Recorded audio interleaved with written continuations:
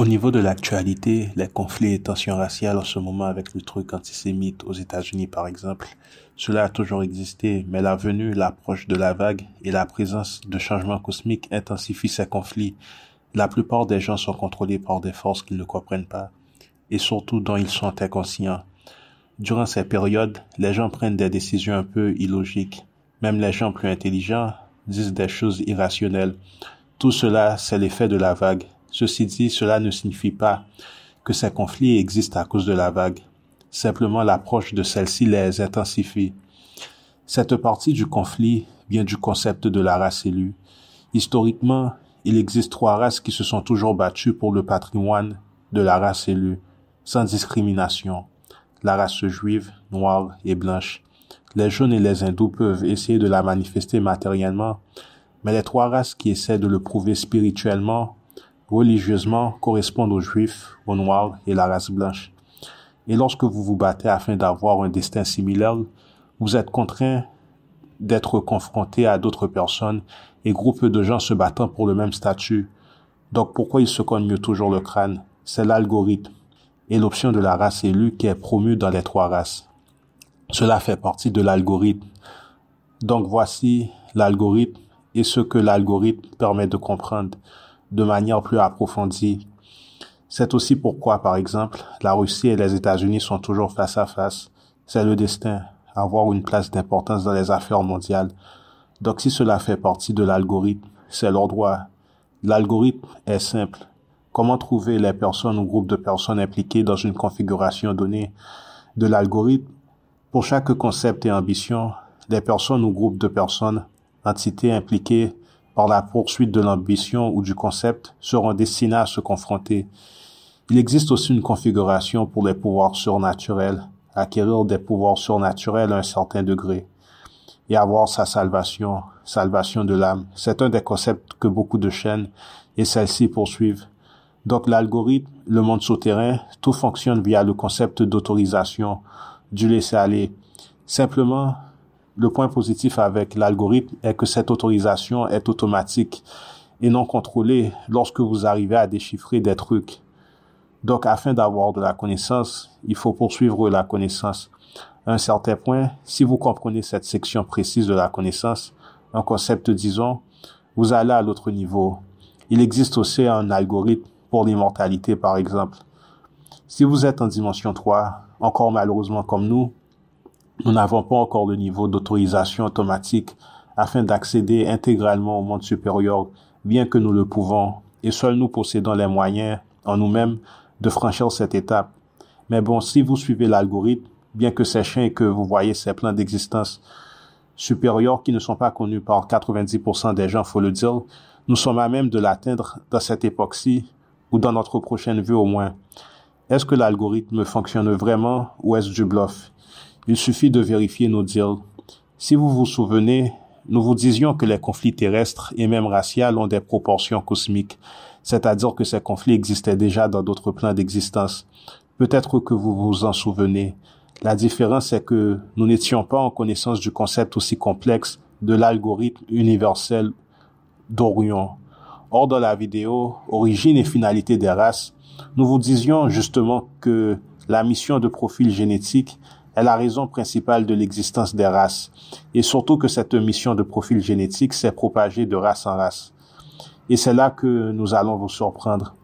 Le concept de race élue n'a jamais été mis en place afin de dominer sur autrui, bien que ce fût une des possibilités de l'algorithme, mais afin de protéger la race humaine d'évasions nocives, étrangères, aliens. Du moins, une des configurations de l'algorithme. Ce n'est pas du noircissement, c'est de l'objectivité, quelque chose qui est connu via l'aide de l'algorithme. De ce fait, les gens généralement dans le délire de la race élue sont ceux qui ont tendance à manifester les comportements les plus pathologiques qui soient. Donc tous les activistes ne sont pas pathologiques, loin de là. Ils sont dans l'optique de sauver leur race. Le truc, bien que ce qu'ils disent soit vrai, le vrai problème, le plus grand problème des tensions raciales est une infiltration extraterrestre, une infiltration artificielle. Mais quel activiste connu parmi ceux dont je cite régulièrement parle de la menace artificielle? Aucun. Donc la question est valable. Est-ce que dans votre peur d'extermination et d'assimilation interraciale, ce qui est normal, cette assimilation n'a-t-elle pas déjà été effectuée? C'est-à-dire, comment savoir que les intelligences artificielles n'ont pas déjà infiltré vos mouvements nationalistes? Si vous suivez les films Exterminator, qui étaient les derniers remparts de défense face aux menaces artificielles et aliens, n'est-ce pas les nationalistes? Dans le film Equilibrium, les sagas Exterminator, ce sont les nationalistes, majoritairement. Donc, qui est l'élu? Quelle est la race des élus? Extrait. Donc, qui est l'élu? Quelle est la race des élus? Les entités faisant partie de l'algorithme. Si quelque chose existe, celle-ci est élue à exister, à vivre. Ce n'est pas aussi compliqué, bien que de nombreuses personnes ne vont pas aimer cette réponse. À quoi cela sert d'être en connaissance de cet algorithme? Vous n'avez pas de limite. Si vous pensez en ces termes, il est impossible de rester addict toute une vie. Vous pouvez vous déprogrammer en fonction de ce que vous souhaitez. Continuons avec le sujet de race. Puisque les races existent, quel est donc le but d'existence de celles-ci? Chaque race semble être dotée d'une structure de mission de profil. Je ne sais pas exactement laquelle. Je sais qu'à l'origine, les Sémites semblent avoir été codés afin de stopper la progression des nazis. Pas des Allemands ou des Européens, mais des nazis. Puisque cela semble avoir été leur code, ils se sont retrouvés face à face, destinés dans ce que vous pouvez appeler le destin. L'Holocauste est lié à cela, à cette structure de mission profil conjuguée à ce qui s'est passé en Atlantide. Ceci dit, pensez-vous que cet algorithme soit vrai ou faux? Fin de l'extrait. Je ne la comprends pas entièrement. L'algorithme ne m'appartient pas. Ce n'est pas du commerce. C'est simplement un guide éventuel de tous les dangers que nous pouvons rencontrer et des solutions que nous pouvons entreprendre afin de nous sauver. Je ne savais pas pour la traversée de la vallée de la mort, mais tous ces trucs, abduction extraterrestre, gangstalking, les cibles, les rencontres désagréables font partie de l'algorithme. Ceci est en fait connu. Il y a très peu de choses, mais très peu de choses qui peuvent nous surprendre, car prêt à toute éventualité. L'algorithme, c'est assez simple. Action favorable plus action favorable équivaut à issue favorable. Mais ça, nous ne le savions pas et peu de gens le savent. L'algorithme fonctionne de la même façon. Action défavorable plus action défavorable équivaut à issue défavorable. Les issues correspondent aux événements de vie. Les événements de vie sont déterminés par les actions que vous entreprenez. Nous n'allons pas revenir dans tout ce qui a été ressassé dans le monde souterrain et le concept du voyage dans ce monde. Cependant, d'autres choses insoupçonnées sont certaines fois connectées à ces concepts. Si une personne prie énormément et que ses prières ne semblent pas se faire exaucer, c'est que l'âme de celle-ci est trop basse dans le voyage de l'âme dans le monde souterrain. Dans le livre de Daniel, il avait été dit que certains empereurs faisaient obstruction aux prières. Et à un certain moment, des anges sont venus recueillir le message afin que le dernier passe, sain et sauf dans le bas monde astral, afin d'émerger dans les plans d'existence plus hauts. S'il existe un point qui n'a pas vraiment été discuté, c'est la nature de la vie d'une personne qui a franchi pratiquement le bas monde astral. Eh bien, la vie est nettement plus facile. En fait, on n'a pas vraiment à demander grand-chose.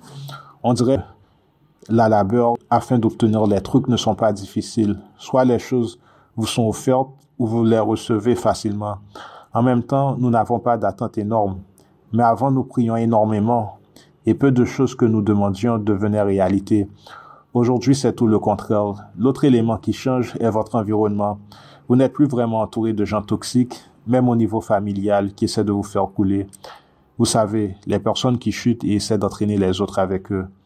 Si vous avez ces genres de gens dans votre vie, laissez-les creuser leur propre tombe et concentrez-vous sur vous. Ils vont chuter seuls.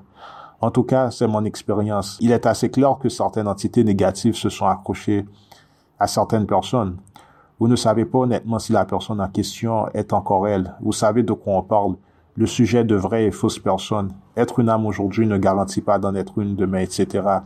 Comment être sûr?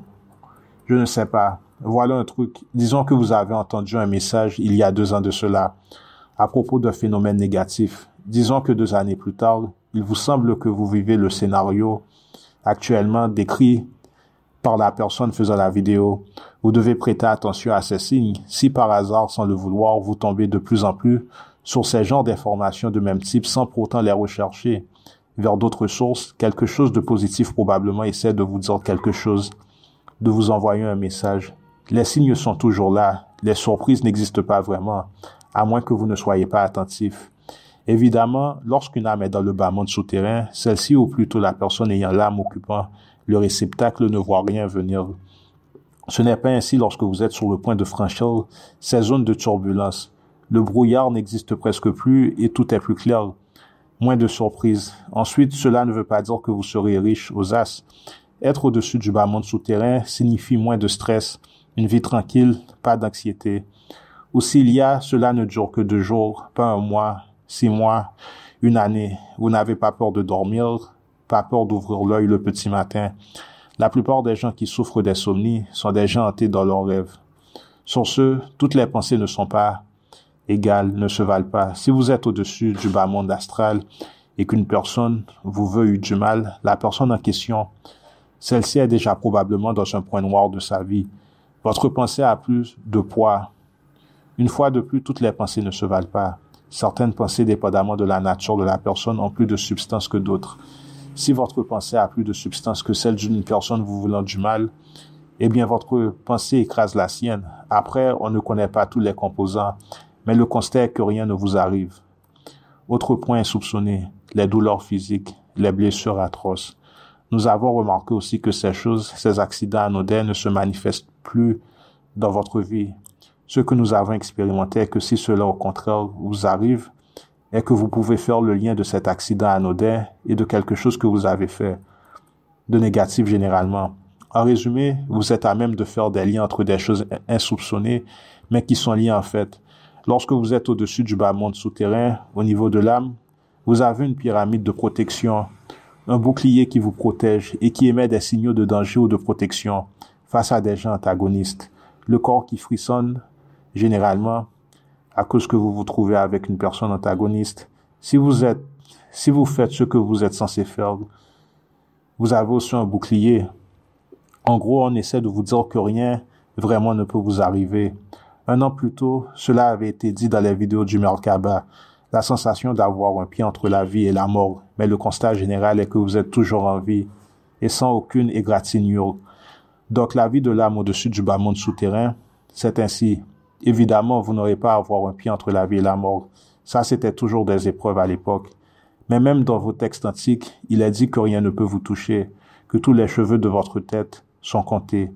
En fait, lorsque vous êtes au-dessus du bas monde souterrain, vous voyez que les mesures de protection précisées dans ces textes sont réelles et existent vraiment. Maintenant, comment? Il avait été décrit les composants de ces mesures de protection.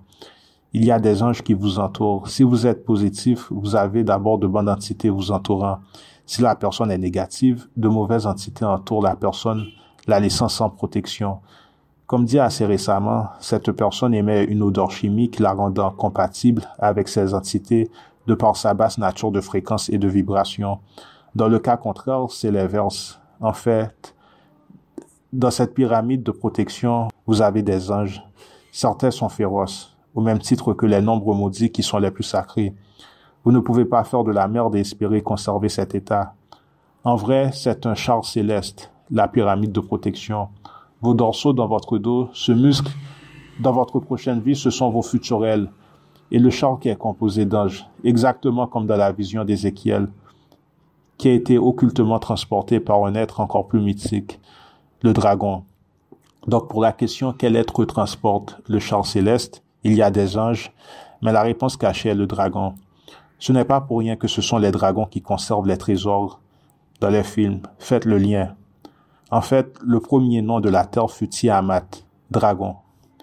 Donc pour ces protections mystiques, les ailes des anges vous protègent. Ces ailes sont à même de faire dévier des balles, des roches géantes, etc. et même des bombes.